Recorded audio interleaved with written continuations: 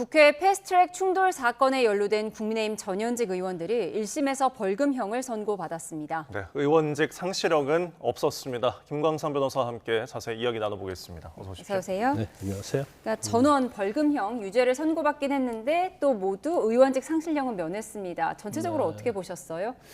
일단 지금 이제 범죄가 특수무무 집행 방해하고 이제 국회법 위반이잖아요. 예. 근데 이 두 가지 범죄가 형량이 굉장히 높습니다. 네. 더군다나 물론 일반적인 감금과는 좀 다르지만 이제 최입의 당시에 바른미래당 의원 감금까지였잖아요. 그래서 이제 일반적으로 이런 경우에 이제 벌금이 나오지 않고 이제 집행유예형이 나오는 경우가 꽤 많죠. 네. 거기다 이제 검찰 자체의 구형이 워낙 이제 실형으로 높았죠. 구형이 되어 있기 때문에 뭐 과연 오늘 선거 어떻게 날까 이게 이제 초미의 관심사였어요. 그런데 네. 이제 특수공무집행방해라 할지라도 또 이제 국회법 위반이라 할지라도 이거 자체 가지고 있는 성격이 있죠. 그러니까 일반적인 어떤 범죄인들의 범죄 행위와는 좀 다른 부분이 있어요. 그리고 그 당시에 굉장히 자유한국당하고 민주당하고 대치를 많이 했었고 네. 또 법안 자체를 저지할 수 있는 방법이 없었죠. 이제 그러다 보니까 그 과정에서 이제 물리력 충돌에 일어난 거에 대해서 상당히 이제 정치적으로 판단한 것 같아요, 재판부가. 그래서 네. 이 정도까지 했는데 이걸 가지고 자격상실, 그러니까 국회의원직을 상실하는 형을 하는 것은 너무 무겁지 않느냐. 예. 이제 그래서 아마 벌금형 선고한 것 같습니다. 네. 그러니까 검찰에서는 징역형이 구형을 했는데 재판부에서는 벌금형으로 이제 유죄 선고를 끝냈습니다. 이유가 어떤 거라고 밝혔나요? 이제 법원은 이걸 이제 일단 두 가지를 본 것 같아요. 예. 첫째가 이제 판사가 판시한 이유를 보면 범행의 동기가 무엇이었는지, 그 다음에 이제 그 이후의 어떤 상황들. 그래서 범행의 동기를 이제 국민의 그 다음에 자유한국당 입장에서 보면 그 다음에 이제 패스트트랙에 올려지는 예. 뭐 선거법과 그 다음에 공수처법 이거 자체가 이제 부당하다고 생각한 거죠. 그래서 이 문제점을 지적하기 위한 행동들 그리고 이걸 공론화시키기 위해서 여론의 어떤 움직임을 하기 위해서 한 행위다. 그러니까 정치적 동기가 있다는 거죠. 그래서 예. 그런 부분을 좀 참작한 것 같고요. 두 번째는 지금 6년 흘렀잖아요. 네. 이게 2019년도에 있었던 사건인데 6년 지나면서 사실은 뭐 국회의원 선거도 있었고 네. 지자체 선거도 있단 말이에요. 그 선거에서 이제 이분들이 다 당선이 됐잖아요. 네. 이제 그러면 결과적으로 국민들이 판단을 해준 거 아니냐.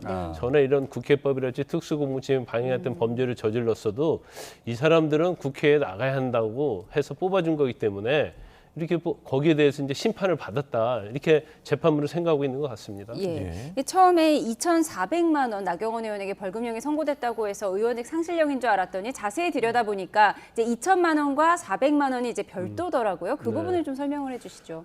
지금 우리가 공직선거법 위반하면 이제 100만 원 이상 형을 받으면 이제 자격 상실되게 돼 있죠. 예. 그다음에 국회 선진화법도 보면 국회법 위반이 됐을 때 500만 원 이상 형의 선고 받으면 5년간 피선거권이 자격이 상실되도록 돼 있어요. 그러니까 네. 정치인을 할 수 없게 되는 거죠. 그다음에 집행유예 받으면 10년 이상.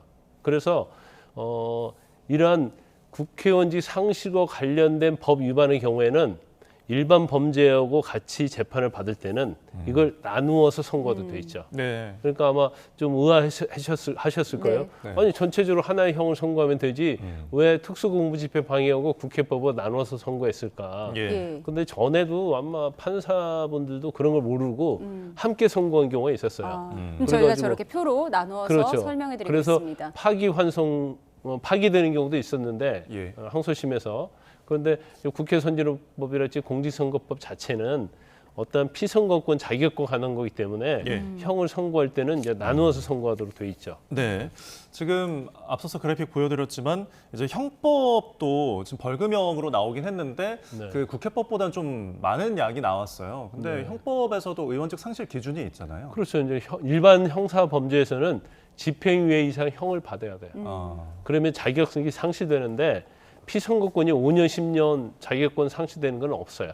예. 단지 현직의 직위가 상실이 네. 되는 거죠. 그래서 일단은 뭐 특수공무집행 방해와 관련된 형법의 죄에 대해서는 이제 벌금 2천만 원. 예. 그리고 이제 국회법에 대해서 400만 원 선고했는데 네. 그 이유가 500만 원 이상이면 예. 뭐 국회직 유지할 수 없잖아요. 물론 네. 이제 대법원에서 확정이 돼야겠지만 네. 그래서 아마 상당히 고민을 많이 하고 절충형으로 선고를 했다 이렇게 봅니다. 네, 법원이 절충형으로 선고했다 이렇게 말씀해 주셨는데 말씀하신 것처럼 1심이긴 하지만 어쨌든 의원직 상실령을 면했기 때문에 국민의힘 입장에서는 좀 한숨 돌린 거예요?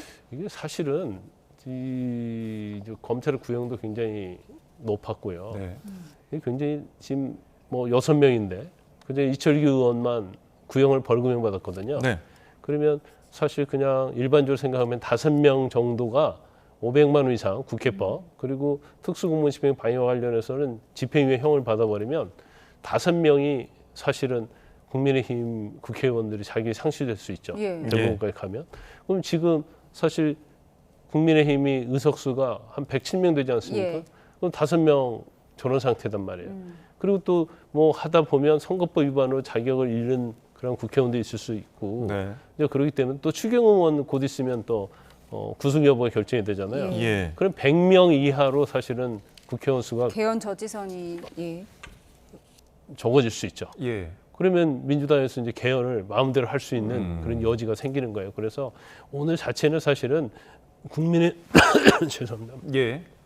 국민의 입장에서 보면 엄청난 위기의 하루였다 이렇게 볼 수 있어요. 예. 근데 아. 일단 그 위기는 일단 지났다 이렇게 봅니다. 네.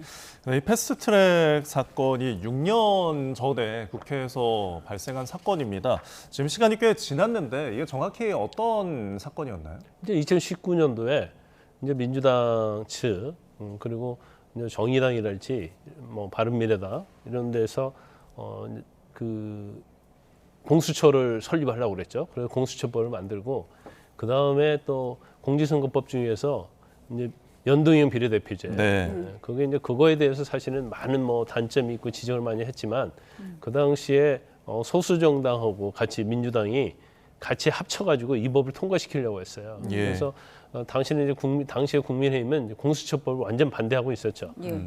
그러면서 연동형 비례대표제도 잘못됐다. 그래가지고 이걸 이제 저지하려고 했던 겁니다. 이제 저지하려고 했는데 사실 이제 의석수에서 워낙 딸리잖아요. 그러니까 그 당시에 이제 바른미래당 최이배 의원이 아마 간사인가 뭐 사보임이 됐을 거예요. 예. 그러니까 거기를 맡게 되면 사실은 이게 패스트트랙에 올릴 수 없다. 그래서 최이배 의원을 의원실에서 이제 못 나오도록 감금을 예. 하고 그다음에 이제 저렇게처럼 뭐 정개특위랄지 사개특위 회의 시 자체를 예. 사실은 물리력으로서 이제 막은 거죠. 회의를 못 하도록. 예, 관련 화면 보여드리고 있는데요. 잠시만요. 저희가 이 패스트트랙 충돌 선고 결과 관련해서 지금 국민의힘 장동혁 대표가 브리핑을 하고 있습니다. 들어보시죠. 장장 6년 7개월을 끌었던 패스트트랙 사건에 대한 1심 선고가 나왔습니다. 정치적 갈등이 정치의 영역에서 해소되지 못하고 사법의 영역에서 다투게 된 것을 매우 유감스럽게 생각합니다. 재판부가 양형 사유로 밝혔듯이 국회 내에서 일어난 정치적 행위이고 행위 태양도 진정성 있는 협상을 요구하며 의사 표명을 하는 과정에서 수반된 부수적 행위였습니다. 직접적이거나 위협적인 행동과는 거리가 멀었습니다. 이에 대해 국회 내의 자율성은 위축시키고 국회법상 협의의 의미는 아주 넓게 해석함으로써 다수당의 폭거에 면죄부를 주는 판결을 한 점에 대해서는 깊은 유감을 표합니다. 지난 2019년 패스트트랙 충돌은 단순한 충돌이 아니었습니다. 대한민국 헌정을 지키기 위한 마지막 저지선이었습니다.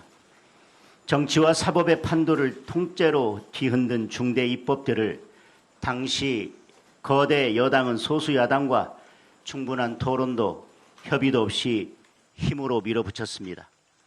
그날의 한거는 입법 독재와 의회 폭거로부터 대한민국 사법 체계를 지켜내기 위한 소수 야당의 처절한 저항이었습니다. 그리고 작금의 현실은 우리의 저항이 옳았음을 증명하고 있습니다. 누더기가 된 연동형 비례대표제는 실패로 확인되었습니다. 정치 편향성과 역량 부족으로 논란만 일으키는 공수처는 예산만 먹는 하마가 되었습니다. 오늘 선고를 받은 우리 당 의원님들과 보좌진들은 개인의 안위를 위해 싸운 것이 아닙니다. 국가와 국민을 지키기 위해 대한민국의 파괴를 막기 위해 온몸을 던져 싸운 것입니다.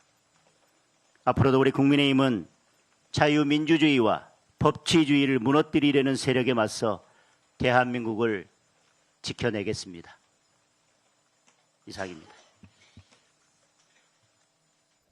네, 패스트트랙 선고와 관련한 국내힘 장동혁 대표의 입장 발표 듣고 오셨습니다. 내용 조금 정리해드리면 이번 패스트트랙 충돌은 개인의 안위를 위한 것이 아니라 대한민국 헌정을 지키는 마지막 저지선이었다. 정치적 갈등을 사법 영역에서 다투게 된 것은 유감이라고 밝혔습니다. 네, 다수당의 폭거에 면죄부를 주는 판결은 깊은 유감이다라고 또 입장을 밝히기도 했습니다. 입법 독재로부터 사법 체계를 지켜내려는 야당의 저항이라는 점을 강조하기도 했는데요. 저희가 장동혁 대표의 입장이 정리가 되면은 이어진 뉴스에서 전해드리도록 하겠습니다. 네. 또 다른 속보가 들어와서 전해드리겠습니다. 김건희 특검에서 밝힌 내용인데요. 도이치 주가 조작 공범이 조금 전 체포됐다는 속보가 들어왔습니다. 특검은 충주시 휴게소에서 이 도이치 주가 조작 공범을 체포해서 지금 특검 사무실로 압송 중이라고 밝혔습니다. 네, 압수수색 과정에서 체포영장을 발부받았는데 도주를 해서 추적 중이던 이 주가 조작 공범에 대해서 휴게소에서 체포를 했다는 김건희 특검의 속보까지 저희가 전해드렸습니다. 자세한 내용은 정리가 되는 대로 전해드리도록 하겠습니다. 네, 패스트트랙 관련 대담 이어가도록 하겠습니다. 사실 쟁점 가운데 하나가 이른바 빠루 사건이었습니다. 나경원 의원 측에서는 빠루를 자신이 먼저 든 것이 아니라 민주당 의원들이 가져온 걸 자신이 뺏은 것이다 이렇게 주장했는데 오늘 판결에 어떤 영향을 줬을까요? 일단 판결 오늘 빠루에 대한 얘기는 나오지 않아서 이제 어떤 식으로 했는지 모르겠어요. 근데 이제 빠루 자체가 나경원 의원의 주장에 의하면 이제 민주당이 그 빠루를 이용한 거고 그 빠루를 나경원 의원이 쳐들은 것 자체는 이것은 민주당이 이런 폭력을 행사했다는 것을 알리기 위해서 했다는 거잖아요.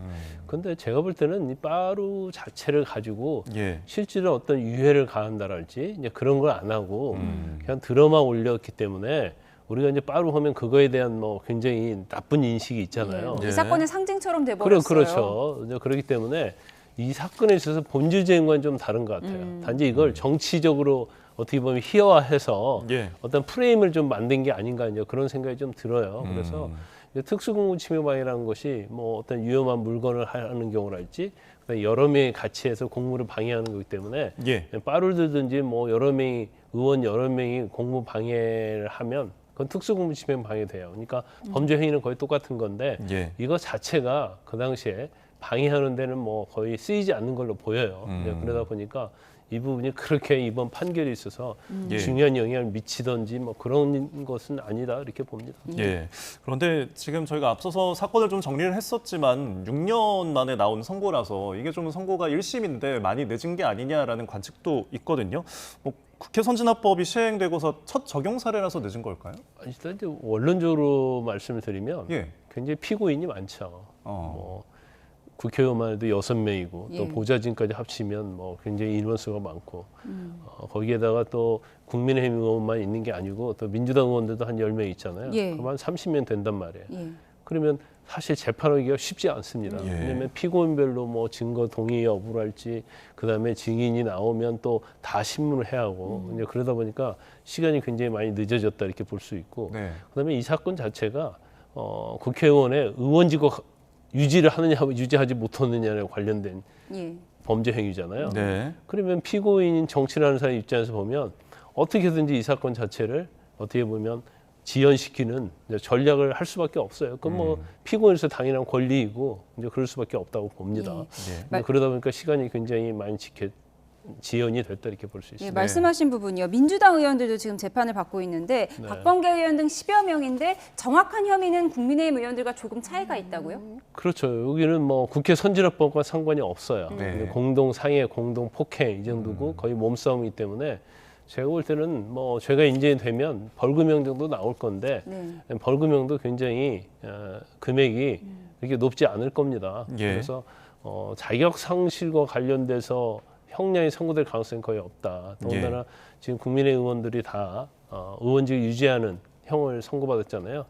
그래서 아마 민주당 의원들도 그렇게 걱정하지 않을 것이다 이렇게 봅니다. 네, 지금 선진화법 시행 후에 첫 적용 사례인 만큼 앞으로 지금 이 판결이 좀 기준이 될까요? 사례가 될까요? 뭐 그럴 수 있죠. 어. 그럴 수 있는데 사실 어떤 형량을 정하는 데 있어서 그 당시 상황을 좀 많이 볼 거예요. 예. 그래서 이게 부당한 저항이었느냐, 부당한 저지였느냐 이제 그런 부분하고 네. 국회의원으로서 할 수 있는 행위가 사실 이제 우리가 보통 면책특권 인정하잖아요. 예. 그런데 이제 어차피 이제 민주국가 때문에 의석수 가지고 결정을 할 수밖에 없습니다. 네. 그리고 저게 이제 몸싸움 그런 건데 어떤 행위 자체가 굉장히 뭐 파렴치하던가 아니면 그 물리력 행사가 굉장히 사람에게 굉장히 많은 상해를 입힐 수 있는 그런 상황이 아니었어요. 예. 거기에서 예를 들어 가지고 뭐 흉기를 휘둘러 가지고 사람이 다치겠다랄지 그러면 이거 자체는 이제 정치적 동기하고 상관이 없죠. 네. 그건 엄벌해야겠죠. 근데 당시 이제 그런 상황이 아니었기 때문에 이제 이 정도의 어떤 몸싸움에 있어서는 형량이 어떻게 정해지느냐 이거에 대한 어떤 첫 기준점은 제시를 했다고 봅니다. 예, 마지막으로 짧게요. 지금 다음 주 이 시간이죠. 27일에 추경호 의원에 대한 체포동의안 표결을 앞두고 있는데요. 이 구속영장 청구된 후에 이 결과는 어떻게 보십니까? 제가 볼 때는 영장이 발부되기는 쉽지 않다고 봐요. 일단 지금 추경호 의원이 혐의를 받고 있는 것은 내란 비상계엄이 유지하도록 도와줬다는 거잖아요. 예. 제일 중요한 것은 윤 전 대통령부터 통화를 하고 그다음 비상총회 장소 자체를 국회 뭐 그다음에 당사 뭐 이런 식으로 바꿨다는 거 아닙니까? 네. 그래서 설사 바꿨다 하더라도 그다음에 표결에 참여하고 참여하지 않는 것은 국회의원의 자기 어떤 독립적인 그런 권한이라고 볼 수 있고 그다음에 윤 전 대통령과 통화 내역 자체가 무슨 내용이 있는지 그건 특검에서 못 밝힌 것 같습니다. 예. 그래서 지금 추경호 의원이 주장하고 있는 것은 윤 전 대통령이 전화를 해서 미리 이 얘기 못해줘서 미안하다 이런 얘기를 했다는 거거든요. 그러면 그 얘기가 아니고 국회 표결을 통과되지 않도록 참여하지 말아달라. 이걸 뭐 노골적으로 했다고 한다면 그러면 뭐 경우에 따라서는 뭐 내란과 관련된 범죄에 연루됐다 이렇게 볼 수 있는데 네. 이제 그 부분이 과연 특검에서 얼마나 증거를 가지고 있느냐. 그리고 만약에 정말 증거를 가지고 있다 하더라도 예. 국회의원의 어떤 표결의 자유 이런 것들에 영향을 미쳤느냐. 이제 이런 부분들이 법리적으로 논점이 좀 많이 있어요. 그래서 아마 법원에서 쉽게 영장 발부하기는 어려울 것이다. 저는 그렇게 봅니다. 알겠습니다. 저희 지금까지 김강선 변호사 이야기 나눠봤습니다. 고맙습니다. 고맙습니다.